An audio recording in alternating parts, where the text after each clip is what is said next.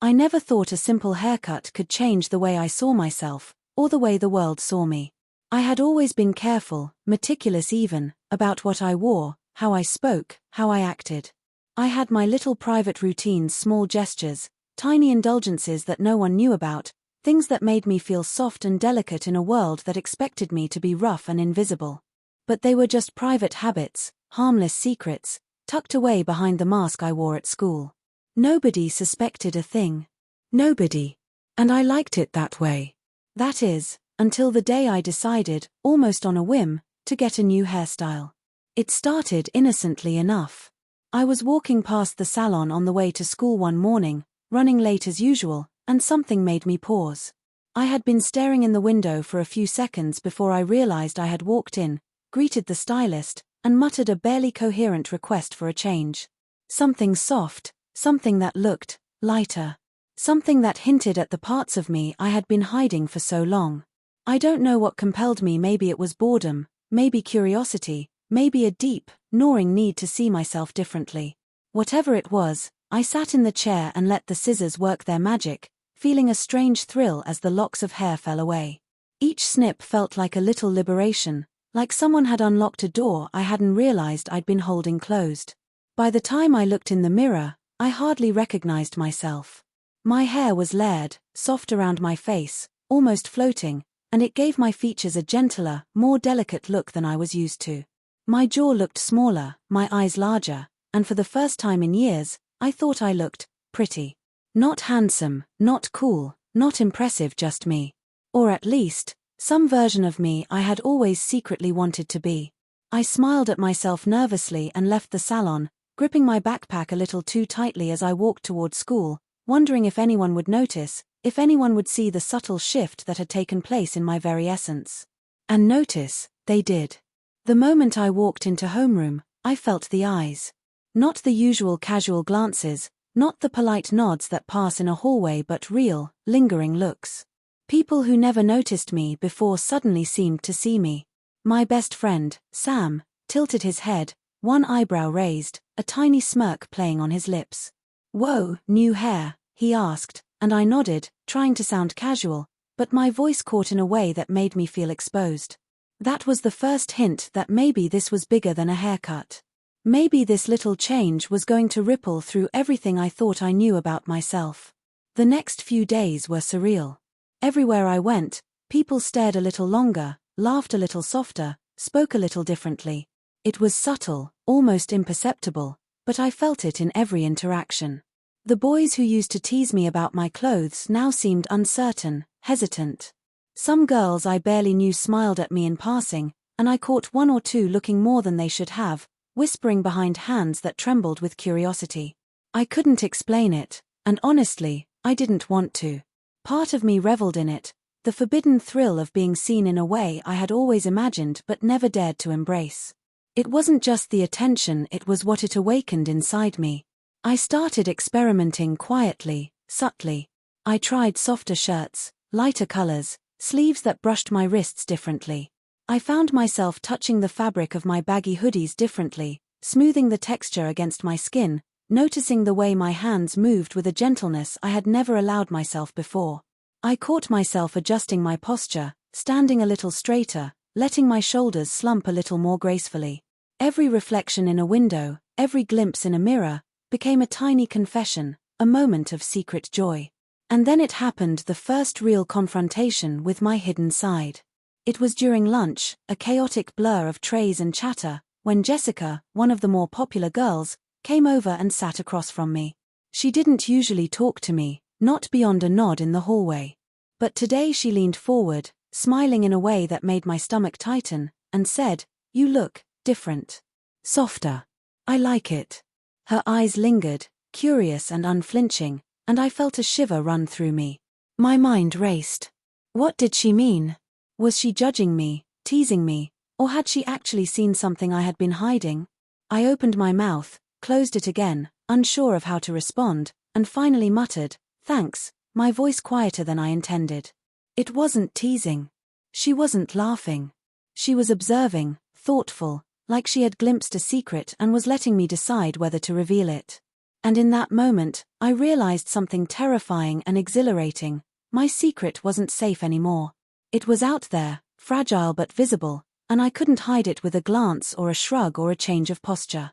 It existed, in full color, in a world that had always demanded I shrink myself down. After that day, things escalated. Little by little, I started letting myself explore. I brought a scarf from home, soft and silky, and draped it around my neck under my jacket. I experimented with lighter shoes, carefully polished and just a touch dainty. I tried sitting differently, crossing my legs with a subtle elegance, adjusting my gestures in ways that felt natural but undeniably different from the tough, indifferent persona I had worn for years. The attention increased. Not all of it was kind. Some classmates whispered behind their hands, some laughed too loud when I passed, but some looked at me with a curiosity that felt like admiration, like they were seeing a truth they had long suspected but never voiced. The turning point came one afternoon during art class. We were assigned to work in pairs on a project, and I ended up with Melissa, a girl I had always admired from afar. As we sat side by side, painting quietly, she glanced at me and said, "You're really good at this. And you have a way about you that's different. I like it." My heart raced, a strange warmth pooling in my chest. I wanted to explain, to tell her about the small rituals, the soft touches, the hidden self I had kept locked away, but the words stuck. Instead, I smiled, shy but honest, and said, "Thanks." She smiled back, and in that smile, I felt the unspoken understanding, the acceptance I had always craved, the validation that my hidden self could exist without shame. From that day, I slowly embraced the person I had been too afraid to reveal. My wardrobe became a canvas, a subtle play of textures and colors that felt right. I experimented with accessories, small and deliberate, letting my fingers brush over them like a secret I was finally allowed to own. My hair, the first step of this awakening, framed my face in a way that no longer felt foreign but entirely natural. Every glance in the mirror reinforced the feeling that I was finally stepping into myself, not the shell I had been forced to present to the world. Of course, it wasn't all easy. Some days I still feared the whispers, the judgment, the laughter that might erupt at the wrong moment. Some mornings I woke with a knot in my stomach, wondering if I had gone too far, if my classmates would accept this soft, delicate side of me, or if I would be pushed back into the shadows. But each time I hesitated, each time doubt crept in, I reminded myself of that first mirror in the salon, the moment the scissors fell and I saw a version of myself I had been hiding for too long. That version deserved to be seen. That version deserved to exist. The final confirmation, the point where I truly knew I had changed, came during the school assembly. I was sitting quietly in the back, avoiding the spotlight, when a teacher called for volunteers to present their projects. Something inside me stirred, a quiet courage that had been building for weeks. Before I could second-guess myself, I raised my hand. And then I stood, walking to the front, feeling the smooth fabric of my shirt against my skin, the gentle sway of my hair around my face, and the subtle strength in my steps. When I began to speak, describing my project, my classmates listened not with mockery, not with detachment, but with attention, curiosity, and respect. I saw nods, small smiles, even a few whispered compliments. And I realized, with a thrill I cannot describe, that I had stepped fully into the world as myself, not as the shadow I had once feared would define me forever. It wasn't magic. It wasn't an overnight transformation. It was a series of small, deliberate choices, moments of bravery, and an unyielding refusal to deny the parts of me that were soft, curious, delicate, and alive. That haircut, that first impulsive trip to the salon, had been the catalyst, the opening of a door I had long kept locked. But it was the courage to walk through that door, to inhabit the version of me that had always existed quietly beneath the surface, that transformed everything. Looking back now, I can see how fragile it all seemed at first, the fear, the uncertainty, the gnawing dread of exposure. But I also see how vital it was, how necessary, to take that first step. My classmates, my teachers, the world at large may have seen a new hairstyle, a subtle change, a softer demeanor, but what I felt was a revelation, a liberation, a quiet triumph. I had discovered that the parts of me I thought had to be hidden could coexist with the person I presented to the world, and that sometimes, The smallest shift, a snip of hair, a brush of fabric, a glance in the mirror can awaken a courage we never knew we possessed. Now, months later, I walk through the halls with a quiet confidence. I still notice the glances, the whispers, the curiosity in people's eyes, but I no longer fear them. I've learned to embrace the delicate, the soft, the hidden parts of myself without shame. The sissy side I once thought was a secret, a quirk, a flaw, has become a part of who I am, a part one I'm proud of, a part that has taught me the meaning of courage, authenticity, and self-acceptance. And every time I brush my hair back, or smooth my scarf, or catch my reflection in a window, I remember that first haircut, that first moment of revelation, and I smile, because for the first time, I am truly, unapologetically me. Even after months of adjusting, the thrill of being seen in a way I had long hidden never faded. Every morning I walked into school, I carried that small, secret pulse of excitement. Would someone notice? Would someone finally understand? But it wasn't all butterflies and smiles. There were days when the weight of attention pressed down on me, when whispers followed me down hallways, when someone would smirk in a way that reminded me that not everyone would accept this softer version of myself. Those moments of fear were real, and I had to navigate them carefully, learning to balance pride with caution. One afternoon, it hit me like a wave I wasn't ready for. I was sitting in the library, nose buried in a book, when my reflection caught me in the glass. At first, I didn't recognize the person staring back. My hair fell gently around my shoulders, my hands rested delicately on the table, and my posture, soft and confident, radiated a sense of calm I had never felt before. But the reflection also showed something else: vulnerability. It was as if the person I had become was beautiful, yes, but fragile, exposed to the world in a way that terrified me. For a moment, I froze, wondering if all of this attention, the subtle glances, the whispers, the unexpected admiration, was a trap. Had I revealed too much? Was I setting myself up for disappointment, ridicule, or worse? I shook my head and tried to focus on my book, but the feeling lingered. That evening, I retreated to my room, staring at myself in the mirror for hours. I traced the lines of my jaw, touched the smoothness of my hair, and ran my fingers along my soft, delicate wrists. I realized that the sissy side I had been hiding wasn't a weakness, it was my strength. It was the part of me that could feel, that could experience joy in small, quiet ways, that could captivate attention without demanding it. And yet, I also realized that this side of me was still fragile, still dependent on the courage I had to summon every day just to show it to the world. The next day at school, I faced a new challenge. A group of students, who had never paid me much mind before, decided to test me. One of them, a boy named Tyler, leaned against a locker, smirking, and said, "You really think you can pull that look off? That soft stuff. It's not you." My heart raced, but I didn't step back. For the first time, I realized that showing my true self wasn't just about being cute or soft, it was about standing my ground when challenged, about owning every part of me, even when someone tried to knock me down. I squared my shoulders, smiled, and replied quietly, "It's me. And I like it." The library confrontation had given me the courage I needed. Over the next few weeks, I found myself experimenting more boldly. I wore brighter colors, tried new hairstyles, and even started small makeup experiments in the privacy of my room. Each little change felt like a secret rebellion, a celebration of who I truly was. The reaction was immediate and electric. Some classmates were curious, asking questions, complimenting my style. Others whispered, rolled their eyes, or tried to provoke me. But for the first time, I realized I could walk through the hallway, feel all the eyes on me, and still feel completely safe in my skin.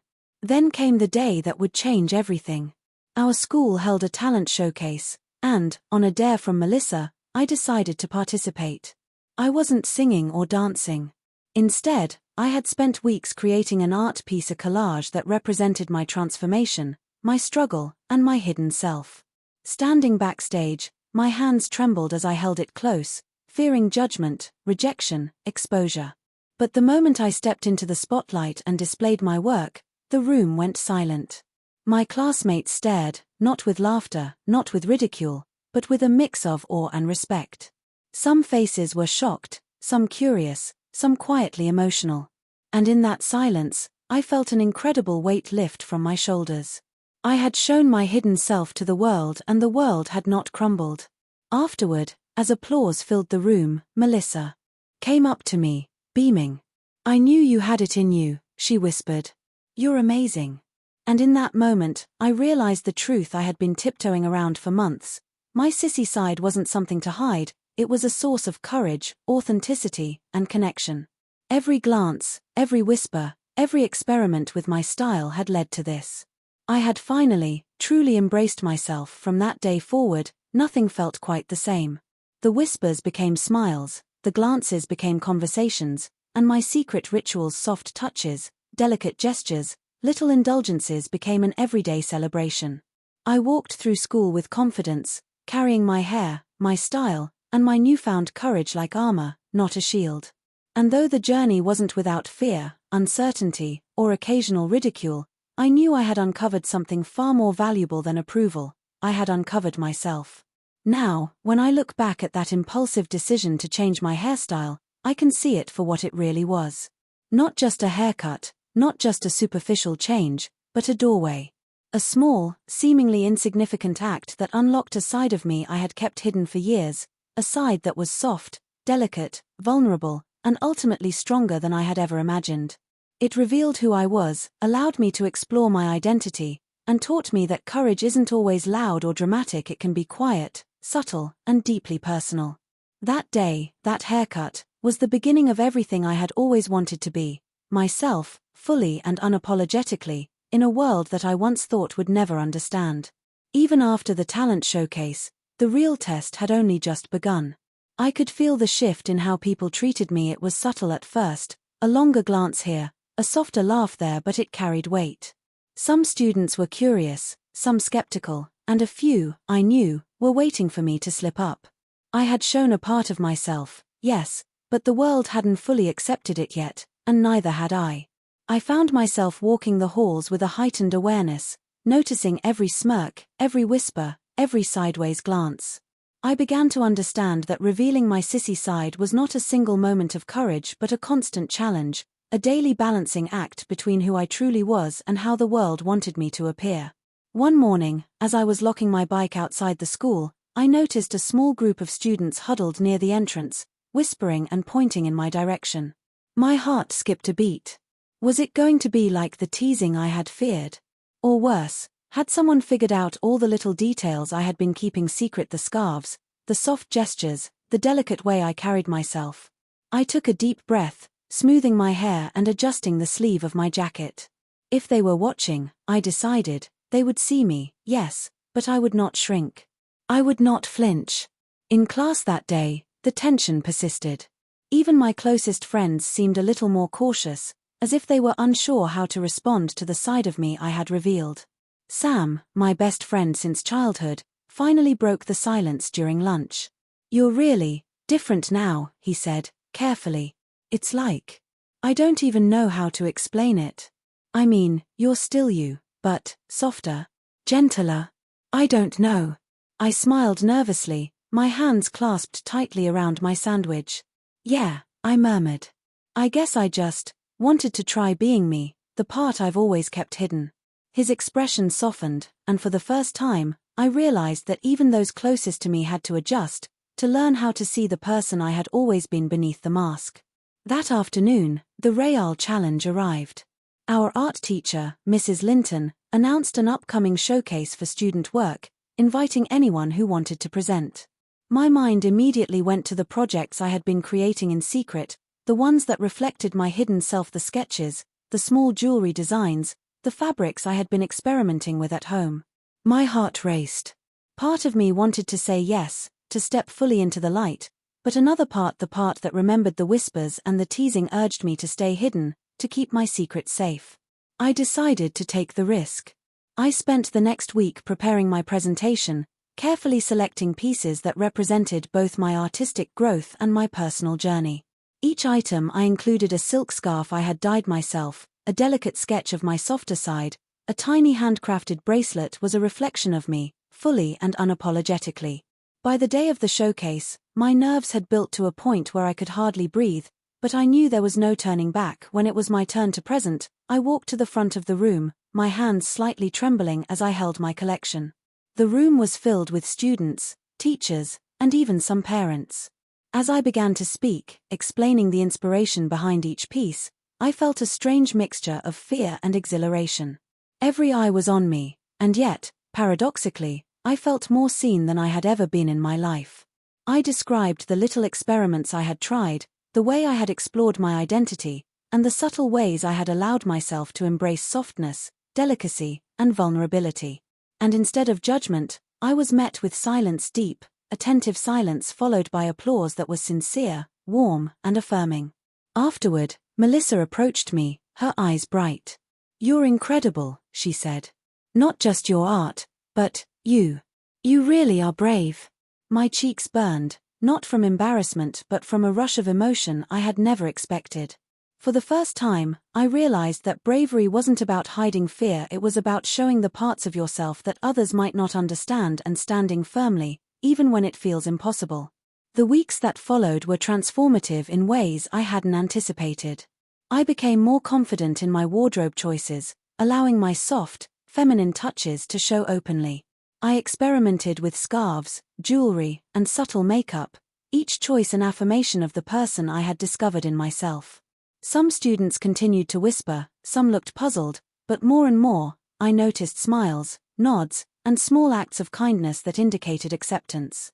Even the students who had once mocked me seemed to be recalibrating, learning that the person I was could not be diminished by stereotypes or expectations. The real turning point, though, came one rainy afternoon in the hallway.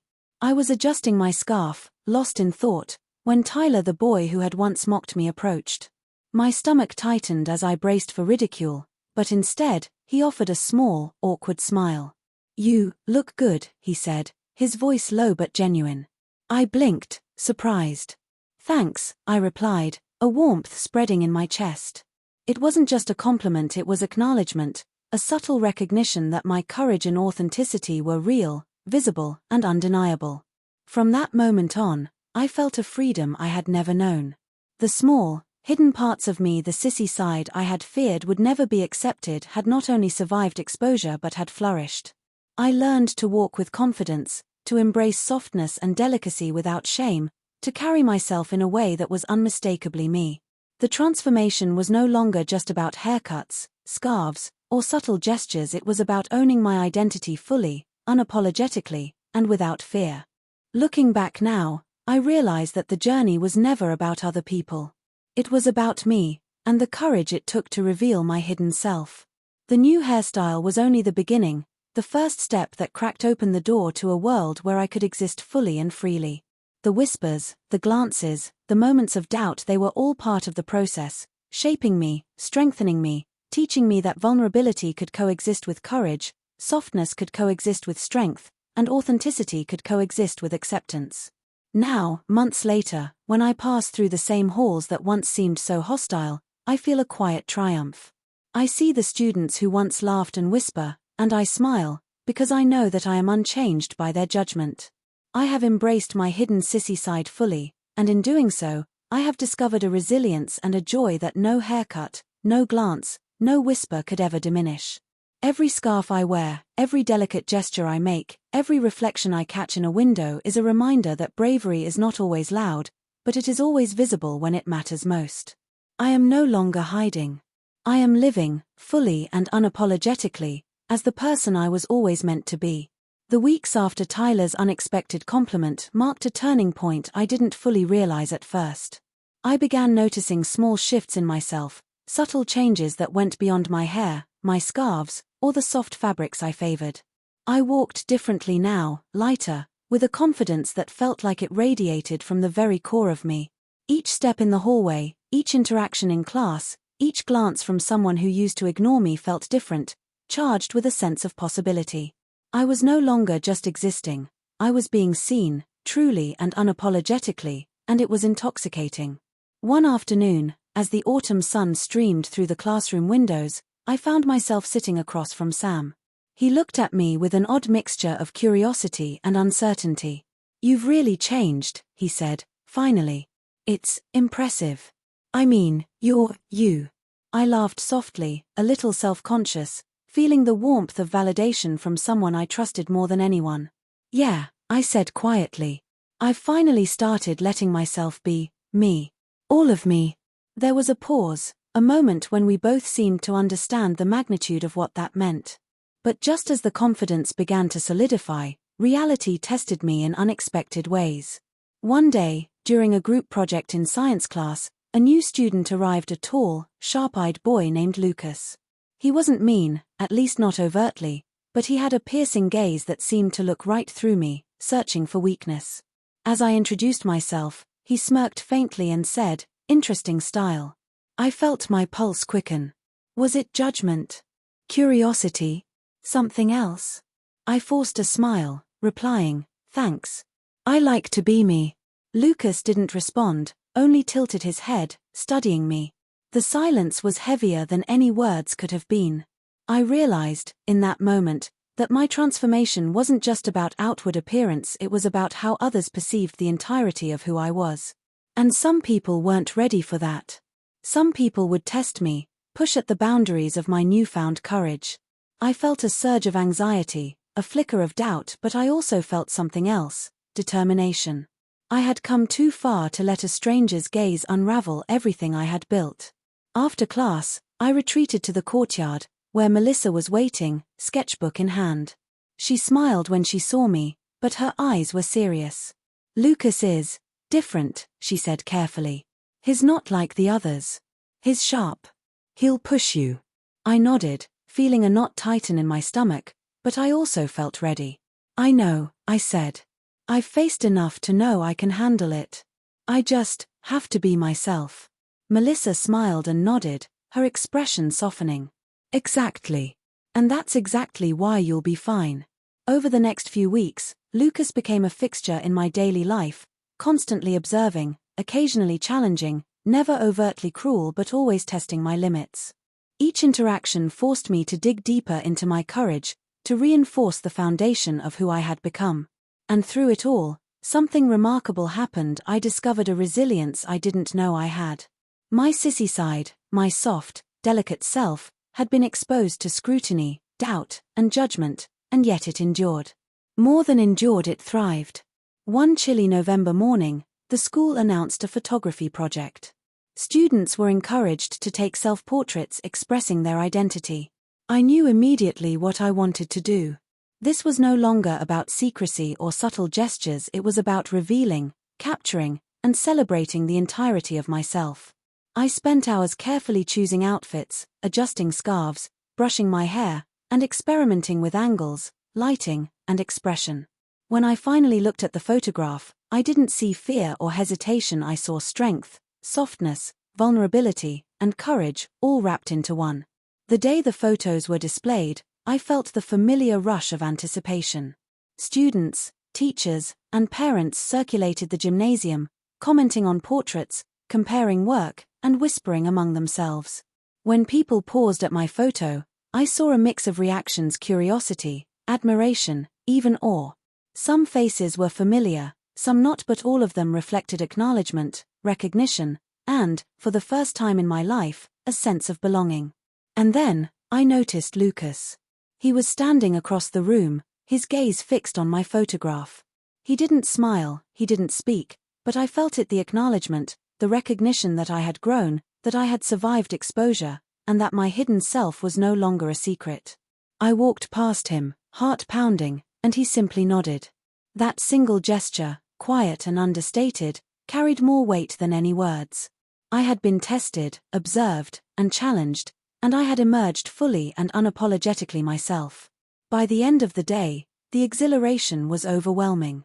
I had stepped into the spotlight, revealed my true self, faced judgment and scrutiny, and discovered that the courage to be soft, delicate, and authentic was a power all its own. Walking home that evening, the crisp air on my face, I reflected on the journey. It had started with a simple haircut, an impulsive decision that had unlocked a door I didn't know existed. From that moment forward, each choice, each scarf, each gesture, each expression had been a step toward self-discovery, courage, and acceptance. Now, months later, When I pass through the same hallways that once felt suffocating, I walk tall. My hair frames my face, my style reflects my personality, and every glance I catch in a mirror reminds me that bravery can be soft, strength can be delicate, and identity can be fluid yet unwavering. I have embraced my sissy side fully, not as a secret, not as a quirk, but as a vital, authentic part of who I am. And in doing so, I have discovered something far greater than attention or acceptance. I have discovered myself.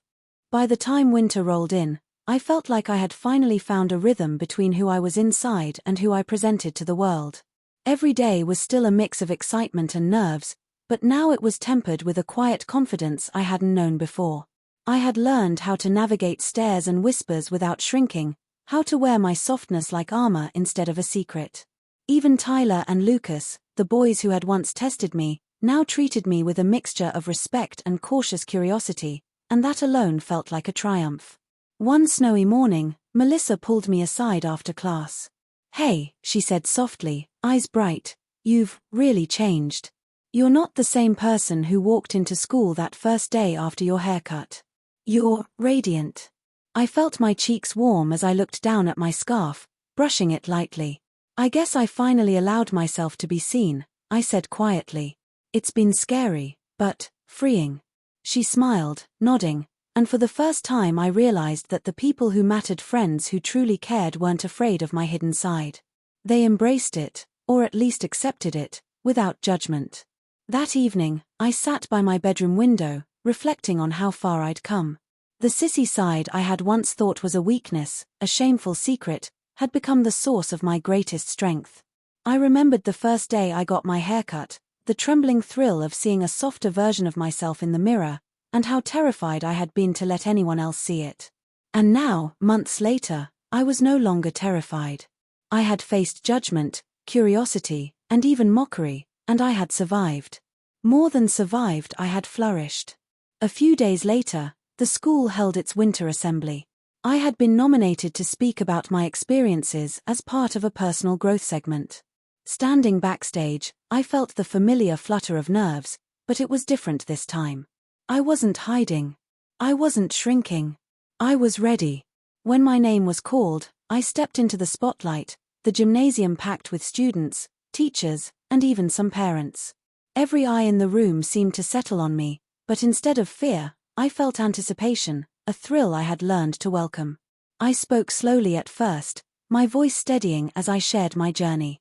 I told them about the haircut that had started it all, the small experiments with scarves and colors, the quiet moments of reflection in the mirror, and the courage it took to reveal the parts of myself I had kept hidden. I didn't hide anything, but I didn't overshare either. I let the story of my transformation, softness meeting strength, vulnerability meeting courage, speak for itself. When I finished, the room erupted in applause. Not the polite, perfunctory clapping I had grown used to, but genuine, heartfelt recognition. I saw faces I had once feared, students who had whispered, teachers who had watched skeptically, smiling, nodding, even a few quietly wiping away tears. Melissa was clapping the hardest, her eyes shining, and I caught Tyler and Lucas exchanging glances that told me everything I needed to know. I had been seen, truly seen, and they respected it. Walking home that afternoon, the snow crunching beneath my shoes, I felt lighter than I ever had before. The journey had been longer and harder than I expected, filled with doubts, whispers, and moments of fear, but it had led me here to a place where my hidden sissy side was no longer hidden, where softness and delicacy were not weaknesses but strengths, and where courage came not from being loud or bold, but from being fully, unapologetically myself. That evening, I caught my reflection in the mirror one last time before bed. My hair fell softly around my shoulders, my scarf framed my neck perfectly, and my eyes, once wary and unsure, now held steady confidence. I smiled. This was me. Fully, completely, undeniably me. The haircut had been the start, the small steps had carried me forward, and now I had arrived. Not in the eyes of the world, but in my own eyes. And that was more than enough. I knew there would still be challenges ahead, occasions when someone might not understand, when whispers might start again, but I no longer feared them. I had learned the most important lesson: courage isn't about avoiding exposure or judgment. It's about standing tall, soft or strong, delicate or bold, and refusing to shrink from the truth of who you are. And as I turned off the light that night, I felt an overwhelming sense of peace. I had found myself, revealed myself, and embraced myself. My hidden sissy side was no longer a secret. It was my identity, my strength, my liberation, and nothing would ever take that away.